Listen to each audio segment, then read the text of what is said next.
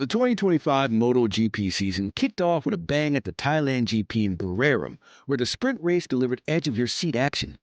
Marc Marquez, in his debut with Ducati, stormed to victory, showcasing his dominance right from the start. He nailed the launch off the line, leading into turn one, while his brother Alex quickly fought back to take second from Pecco Bagnaia.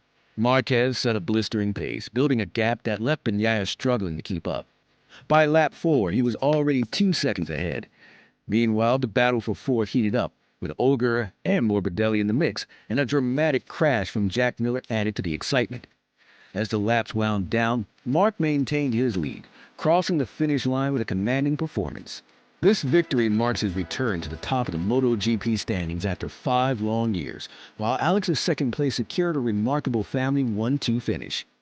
Bagnaia, finishing third, acknowledged the fierce rivalry with Marquez that will shape this season. What a thrilling start to what promises to be an unforgettable MotoGP year.